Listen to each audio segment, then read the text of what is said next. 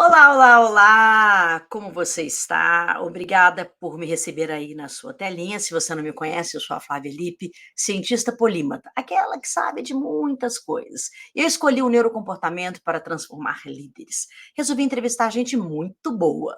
Você está em A Equação Web Talks, quinta às 19 horas, na série especial Produtividade sem perder a saúde mental.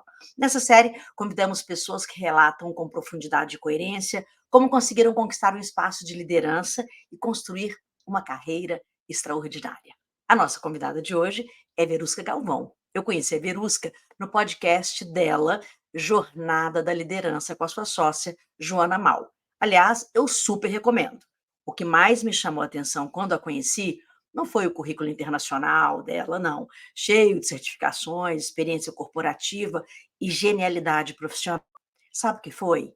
Foi a generosidade. Aliás, aqui você não vai ter o CV dela, você vai ter sim a alma, a essência e a generosidade. Verusca, super obrigado por ter aceito o nosso convite. Ai, que apresentação linda! Adorei! Nossa, eu que estou muito grata, Flávia, de ter recebido o seu convite. Eu sou uma admiradora sua de muito tempo, então estar aqui com você hoje é um privilégio, é um presente de verdade. Obrigada. Então, enfim, a gente consegue fazer uma troca justa, porque você me fez uma entrevista tão linda que eu jamais vou esquecer. Então, agora está na minha hora de contar para as pessoas quem você é, porque eles vão ficar encantados com tudo que eu descobri. Eu acho que eles precisam descobrir também. Eu queria começar te perguntando o seguinte: você tem uma equação para equilibrar a sua vida pessoal e profissional? Olha, desde quando eu soube que eu ia gravar esse podcast com você, eu fiquei pensando sobre isso, sabe? E sim, tenho. Eu cheguei numa equação que funciona para mim, né? Então, de alguns anos para cá, eu comecei a fazer algumas escolhas justamente para preservar a minha saúde, né? Eu sou uma pessoa que dizem, né, que eu sou workaholic, mas na verdade eu sou uma work lover, né? Eu amo o meu trabalho. Só que, como todas as pessoas que amam o seu trabalho, eu às vezes exagero, né? Por trabalhar muito. Então, uma das coisas que eu fiz foi encontrar um lugar onde eu me sentisse bem para viver a maior parte do tempo, né? Então, como eu viajo muito a trabalho, eu decidi morar no interior de São Paulo, num lugar cercado por natureza, porque a natureza faz parte dessa equação para mim, né? Então, ter um lugar tranquilo, né, para eu acordar e dormir, né? Não todos os dias, mas na maior parte do tempo, é importante.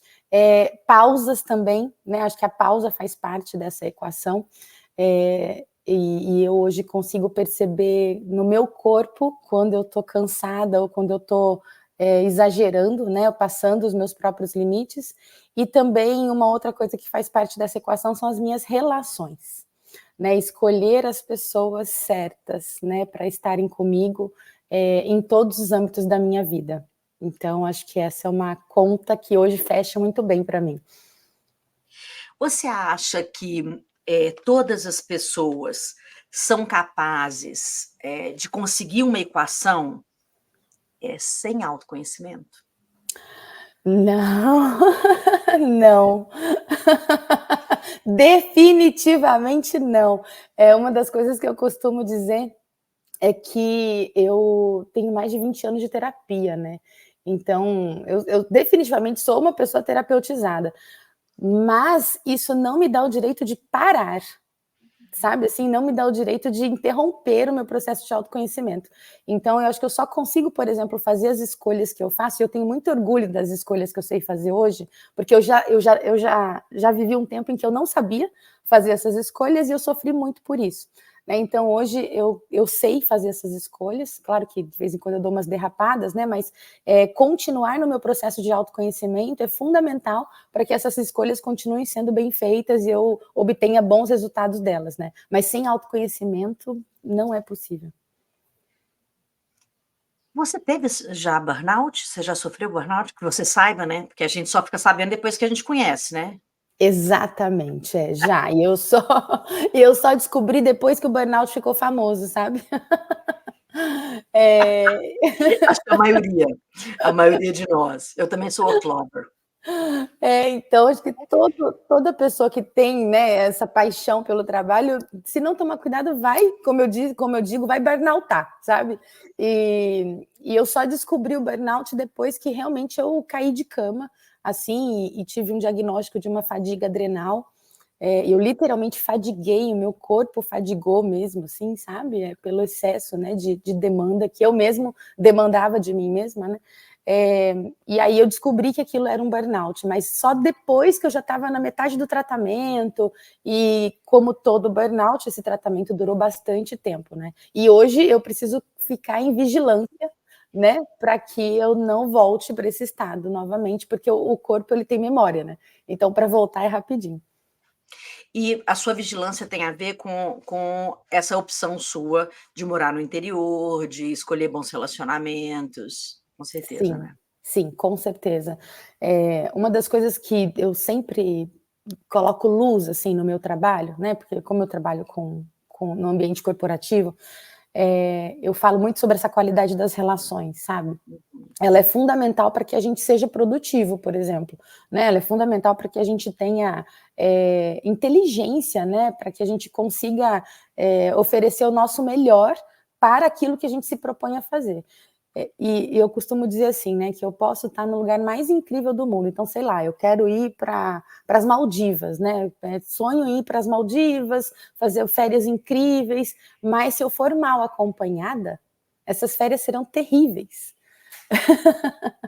Então, a qualidade das minhas relações, ela impacta nos resultados da minha vida de uma forma geral, né. Então, esse hoje para mim é um dos principais ingredientes, assim, por isso que as minhas decisões, elas estão muito baseadas também nas minhas relações. Você acha que as empresas estão levando a sério a questão da saúde mental?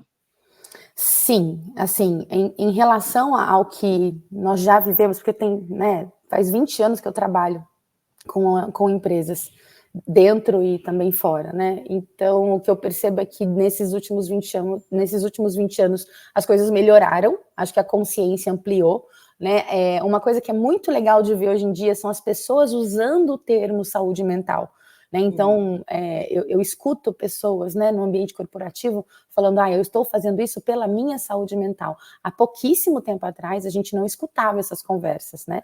Então isso é um indicador de que sim, isso já está dentro do ambiente corporativo, mas é claro que ainda falta bastante para a gente entender o que é saúde mental, como por exemplo, né, não confundir saúde mental com ambientes divertidos no trabalho, Uhum. né, então não confundir bem-estar com uma sala de descompressão na empresa, né, ou uma sala de jogos na organização, enfim, ainda tem algumas coisas para a gente avançar. Você acha que isso ainda está maquiado? Porque, eu também eu concordo com você que um indicador é a gente começar a ouvir a palavra, né, Uhum. saúde mental, a gente começa a ouvir isso, a gente, claro que reconhece que já é uma que já está ficando de uso comum e tudo tal.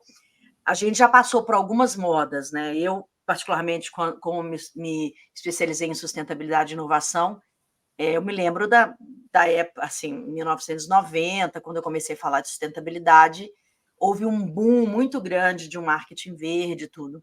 Eu ainda temo o marketing amarelo, né, assim, do começo ser aquela coisa e tal, mas as pessoas realmente não compreenderem. Esse indicador de ouvir a palavra, ouvir, né, dentro de uma frase saúde mental, acho importantíssimo. Qual que você acha que é o próximo passo?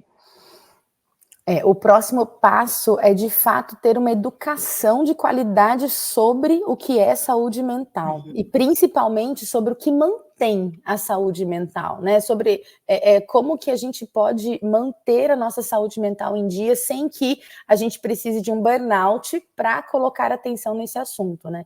Então, tem uma coisa ruim que está acontecendo, mas que tem um lado bom nisso, é que os executivos já estão sentindo, né, os impactos da falta de saúde mental, né. Então, Uhum. não só nas equipes deles, mas também neles mesmos, nos familiares deles, né, nas pessoas próximas. Então, como eu converso muito com esse público, o que eu percebo é que eles estão mais atentos, porque eles estão percebendo que a falta de saúde mental prejudica a produtividade, como você muito bem fala, né, prejudica a produtividade no trabalho.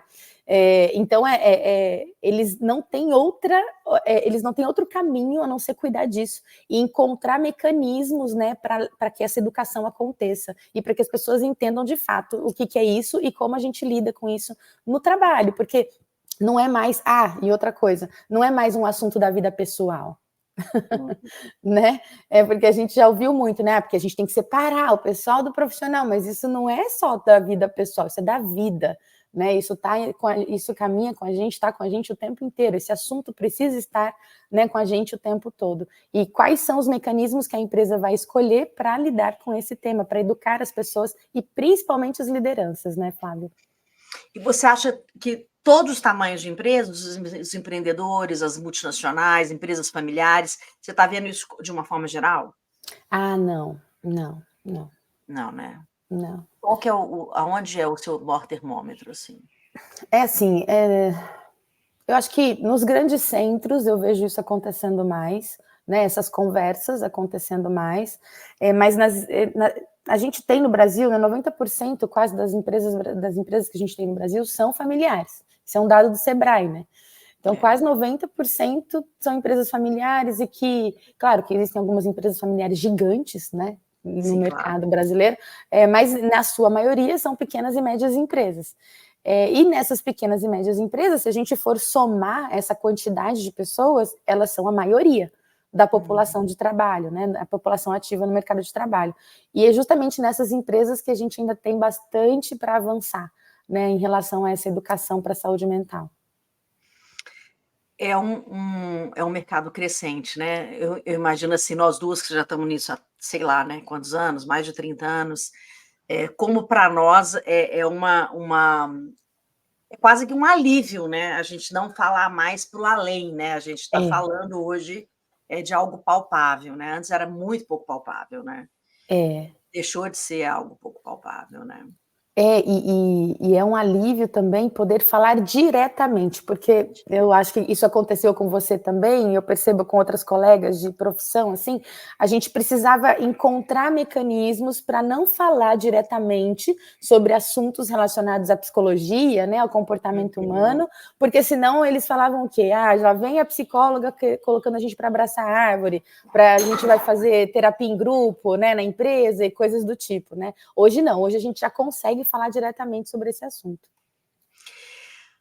Ô, Verusca, você, assim, tem uma coisa que vem rapidamente na sua cabeça quando você fala: "Eu não abro mão"? Isso é algo que eu não abro mão?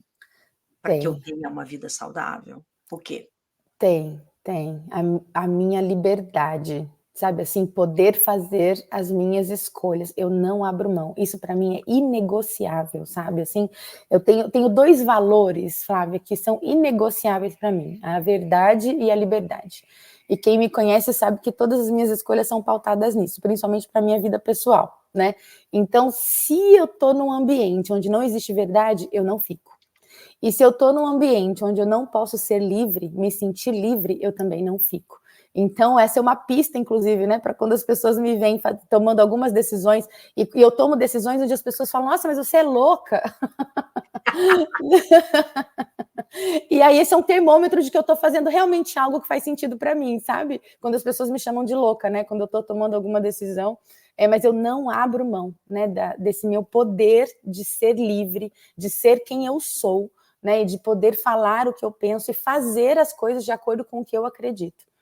E eu acho que isso traz muita sanidade para mim. Eu, assim, ouvindo você agora, mais profundamente, né, porque a gente teve uma conversa mais profunda ao contrário, né, você, descortinando um pouco quem eu sou. Mas eu acabei de descobrir por que que a gente tem tanta coisa em comum. São os meus principais valores. Eu não Jura? abro mão. São. Eu não consigo nem fazer top 5, porque os meus top 2 já são esses 2. O meu também. Gente Eu não sem preciso de mais nenhum. liberdade. Eu não, e olha, é um negócio tão louco, eu me lembro, assim, quando eu ainda trabalhava no corporativo, quando eu trabalhava em televisão e tudo, eu sempre optei por ser PJ numa época que não existia. Imagina, eu sou PJ desde 1990, Uau! porque se eu não tivesse liberdade, eu não conseguia produzir. Eu imaginar que eu estava presa numa carteira de trabalho, sabe, aquilo. Quando apareceu a oportunidade de ser PJ ou ser funcionário, eu corri para o PJ, porque era a minha era o meu suspiro, sabe. Que Aham. interessante, né.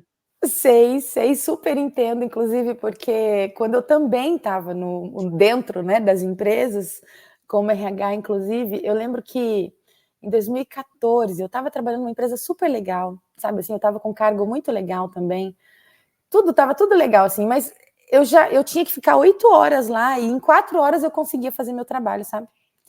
E aí eu pensava: "Por que que eu não posso ir embora?", sabe, assim, Pois eu é, pensava nisso. eu também. Mas por que que eu não posso ir embora? Por que que eu tenho que ficar aqui? Sabe, por que que ninguém me Sem dá produzir, né, liberdade? porque tem que estar arrumando coisa, né. É, e aí você fica lá inventando coisa tipo, sabe aquela coisa, aquela sensação de, tipo, encher linguiça, né, como dizem, né?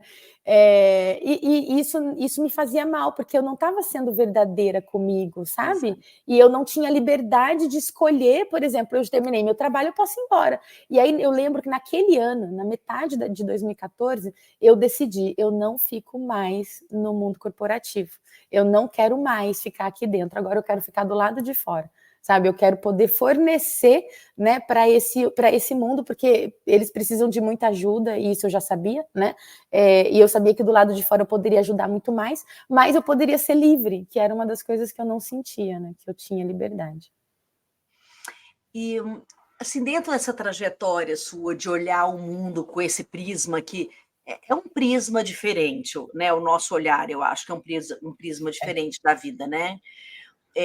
Você tem algum arrependimento? Dentro do âmbito, profissional, você tem algum arrependimento? Algum arrepende Nossa, que pergunta boa. Eu nunca pensei nisso. Eh, Você sabe que eu acho que não. E olha que eu já passei uns perrengues bons, assim, sabe. Já, por exemplo, né, não é um arrependimento, mas eu acho que é um ponto de atenção que eu acho que se eu puder compartilhar isso com as pessoas, pode ser que traga luz, assim, sabe. Mas eu tinha um sonho de trabalhar numa determinada empresa que é uma das maiores marcas do mundo, né, se não a maior marca do mundo, e eu tinha um sonho de trabalhar lá. Enfim, virou, mexeu, eu consegui entrar, né, participei de processos seletivos, assim, aqueles processos seletivos, né, sem fim, enfim, e fui trabalhar lá. E só que eu não pesquisei sobre a cultura da empresa, eu não pesquisei sobre os valores da empresa, eu só queria trabalhar lá porque era quando eu fazia faculdade, Era eu a passava na marca, frente né. é, eu fazia faculdade, eu passava na frente da unidade, né, da indústria, e aí eu falava: "Gente, eu quero muito trabalhar aqui, eu quero ser psicóloga organizacional desse lugar", sabe, eu pensava, né. E, enfim, passou um tempão, depois eu entrei.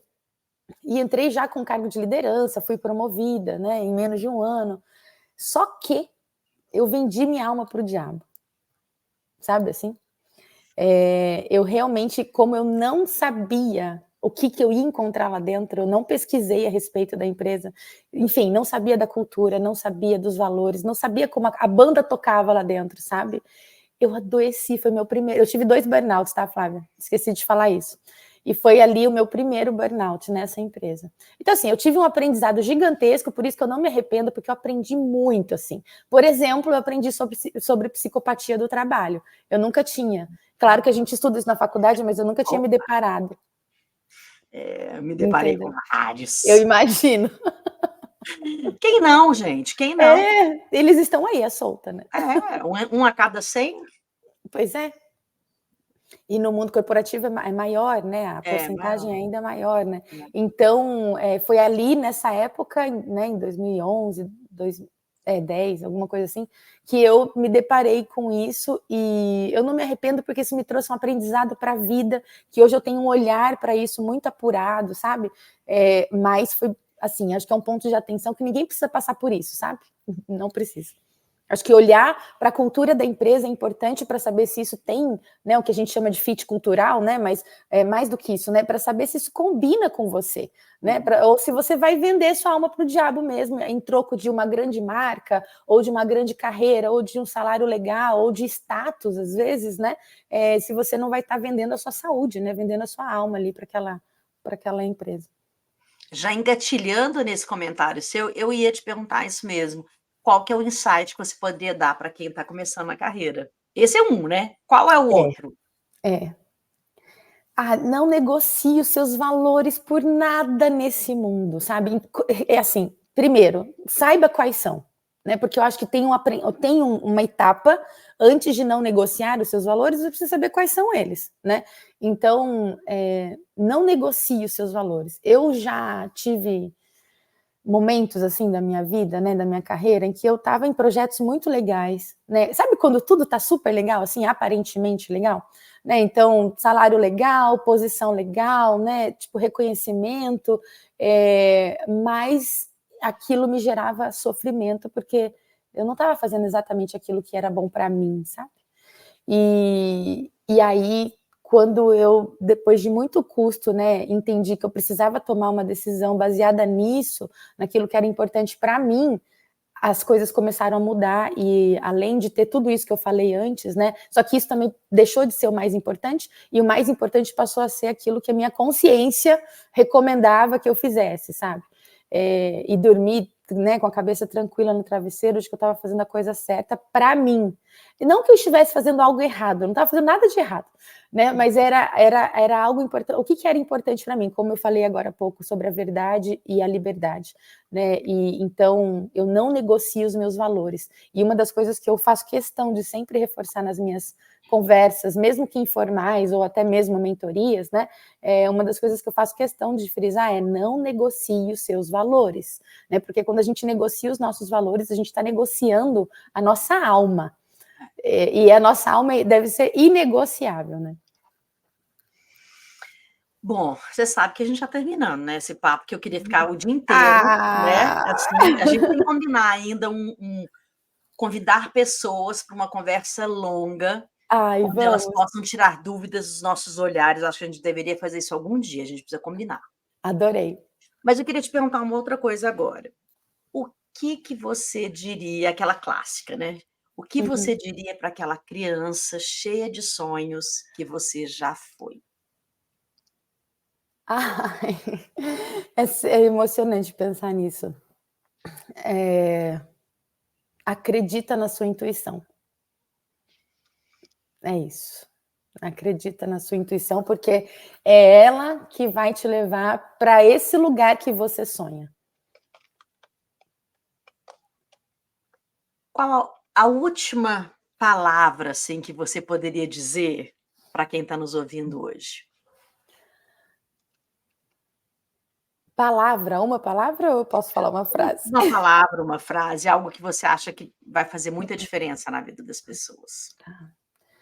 Eh, Mantenha uma perspectiva de gratidão sobre a vida, né. Muita gente fala sobre o copo meio cheio, né. O copo meio cheio para mim é manter essa perspectiva de gratidão. O que isso significa? Muitas vezes a gente se depara com pessoas e problemas, né, e situações que às vezes a gente pensa: "Poxa vida, eu não devia ter entrado nessa, né, eu não devia ter feito essa escolha", mas todo mundo que passa pela nossa vida é um professor, né, e quando eu mantenho essa perspectiva de gratidão, eu consigo enxergar aquilo que aquela pessoa, aquela situação está me ensinando. Então, acho que essa é a minha frase, assim, uma das minhas frases preferidas, sabe? Manter uma perspectiva de gratidão para a gente tirar da vida os aprendizados que ela tem para oferecer para a gente, ao invés de olhar só para aquilo que de repente não foi tão bom assim, mas a gente cresce a partir de tudo que acontece com a gente, desde que a gente mantenha essa perspectiva de gratidão sobre a vida, né? Que lindo, querida, que lindo. Muito obrigada, viu. Eu Infelizmente, gente, vai acabar essa entrevista maravilhosa aqui, Ah! mas vocês em breve vão, poder assistir mais vezes, porque eu repriso, e vou deixar, obviamente, no YouTube também para vocês, então vocês vão conseguir anotar tudo direitinho. Querida, muito obrigada, viu? Muito obrigada. Gratidão. Um beijo, meu amor. Bom, num mundo cada vez mais conectado, saúde mental é a chave para capacitar indivíduos e prosperar. A habilidade de compreender, de ter bons relacionamentos, não apenas impulsiona o seu crescimento pessoal, mas também se torna um diferencial essencial na construção de carreiras bem-sucedidas.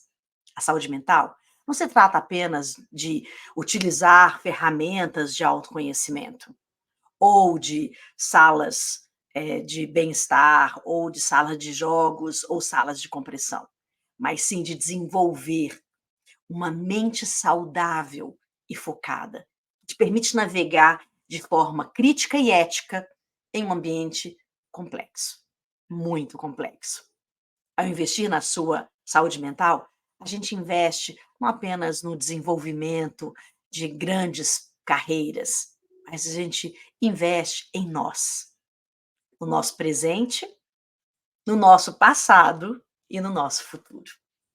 Obrigada por nos acompanhar e até a próxima quinta-feira. Antes de encerrar, lembre de colocar aquele sininho para receber as novidades, chamar os amigos e salvar para anotar todos os detalhes. Certamente essa foi uma aula de cultura organizacional. Lembre-se de entrar no site da Verusca e de acompanhá-la também nas redes sociais. Nós estamos em todas as redes sociais e é só nos seguir. Espero você no próximo encontro. Um beijo. Flávia Lippe foi atrás de grandes mestres ancestrais para você aprender direto da fonte. Descubra como fazer parte desta mudança. Conheça A Equação, história e estratégias desses grandes sábios do mundo. A Equação veio para revolucionar e democratizar o acesso à ciência, à filosofia e às experiências de autoconsciência online. A Equação, a única calculadora de vida do planeta. Conheça mais.